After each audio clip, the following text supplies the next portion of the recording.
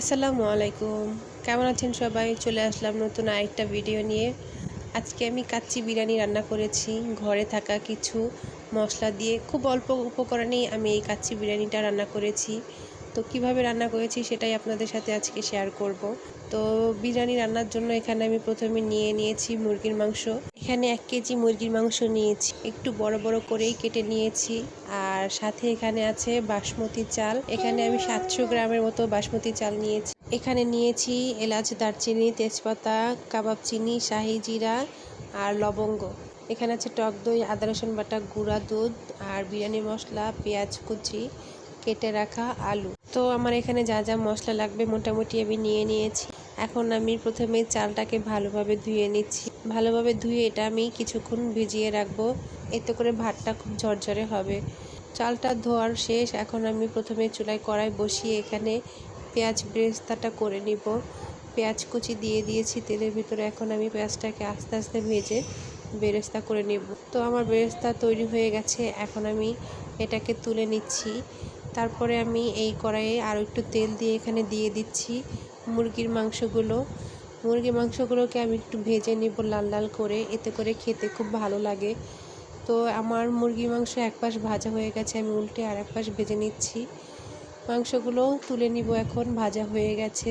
তারপর আমি একই তেলে আলুগুলো ভেজে নিব। আলুগুলো ভেজে নিলে কিন্তু খুব ভালো লাগে খেতে, তার জন্য এখানে আমি আলুগুলো ভেজে নিচ্ছি। আলুগুলো আমার ভাজা হয়ে গেছে, এখন আমি তুলে নিচ্ছি। এখন আমি অন্য একটা কড়াইয়ে আলু আর মাংস যে ভাজা তেলটা ছিল সেই তেলটা দিয়ে দিয়েছি। আর তার ভিতরে দিয়ে দিলাম পেঁয়াজ কুচি আর 4-5টা কাঁচামরিচ। এখন এগুলো একটু ভেজে তারপরে এর ভিতরে দিয়ে দিলাম আদা রসুন বাটা। আর এখন দিয়ে দিব সামান্য একটু পানি। এখন আমি এর ভিতরে দিয়ে দিচ্ছি বিরিয়ানি মশলা। তারপর আমি এখানে দিয়ে দেব কিছুটা টক দই আর পরিমাণ মতো লবণ দিয়ে আমি এই মশলাটাকে একটু সময় নিয়ে খুব ভালোভাবে কষিয়ে নিব।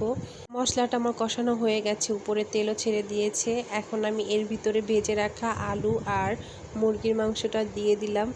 এখন একটু নেড়েচেড়ে ভালোভাবে কষিয়ে নিব। তারপরে এর ভিতরে দিয়ে দিলাম কিছুটা পানি। মাংসটা আর আলুটা একটু ভালোভাবে এখানে রান্না করে নেব। কিছুক্ষণ পর ঢাকনাটা তুলে এখানে আবার একটু নেড়েচেড়ে দিব আর একটু ঝোল শুকিয়ে নেব। এখানে অনেকটা পরিমাণ ঝোল আছে। তো এই তো আমার হয়ে গেছে এখানে মুরগি আর আলুগুলো রান্না করা। এখন আমি এটাকে একটা সাইডে রেখে দিব। আর এখানে বড় একটা হাঁড়িতে আমি পানি দিয়ে দিয়েছি, তার ভিতরে কিছু গোটা গরম মশলা, লবণ আর তেল দিয়ে দিলাম। তারপরে এখানে বাসমতি চালগুলো দিয়ে দিলাম। আমি এখানে চালটাকে 80% সিদ্ধ করে নিয়েছি। এখন এটাকে নামিয়ে পানি ঝরিয়ে নিব। আর তারপরে এখানে আমি বিরিয়ানির হাঁড়িটা সাজিয়ে নিচ্ছি। 2টা লেয়ারে আমি এখানে হাঁড়িটা সাজিয়ে নিব।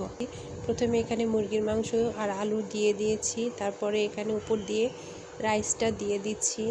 এখন আমি এর উপরে দিয়ে দিব কিছুটা বিরিয়ানির মশলা, তারপর দিয়ে দিচ্ছি পেঁয়াজ বেরেস্তা।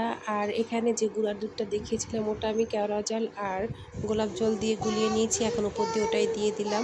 এখন আমি দ্বিতীয় লেয়ারটাও একইভাবে সাজিয়ে নিব। প্রথমে মাংস আলু দিয়ে তারপরে উপরে রাইসটা দিয়ে দিয়েছি। এখন বিরিয়ানি মশলা আর পেঁয়াজ বেরেস্তা দিয়ে দিব। তারপরে এখানে গুলিয়ে রাখা দুধটাও আমি দিয়ে দিচ্ছি। আর এইভাবেই আমি বিরিয়ানির লেয়ারটা সাজিয়ে নিয়েছি। তারপর এখানে আমি কিছুটা আটা গুলিয়ে নিয়েছিলাম। এখন এটা হাঁড়ির চারোসাইডটাতে লাগিয়ে আমি উপর দিয়ে ঢাকনা দিয়ে খুব ভালোভাবে ঢেকে দিয়েছি। তারপর আমি 10 মিনিটের জন্য দমে বসিয়ে দিলাম। 10 মিনিট পর এই যে ঢাকনাটা তুলে দেখছিলাম কেমন হয়েছে। ঢাকনাটা খোলা মাত্রই খুব সুন্দর একটা ঘ্রাণ আসছিল। মাশাআল্লাহ, আমার বিরিয়ানিটা খুব সুন্দর হয়েছে, খেতেও খুব মজা হয়েছে। এই যে আমার বিরিয়ানির ফাইনাল লুক দেখেন। খুব সহজে আমি কত সুন্দর বিরিয়ানি রান্না করে ফেলেছি, আর খেতেও খুব দারুণ ছিল। তো এই ছিল আমার আজকের ভিডিও। ভালো থাকবেন সবাই, দেখা হবে অন্য কোনো ভিডিওতে। আল্লাহ হাফেজ।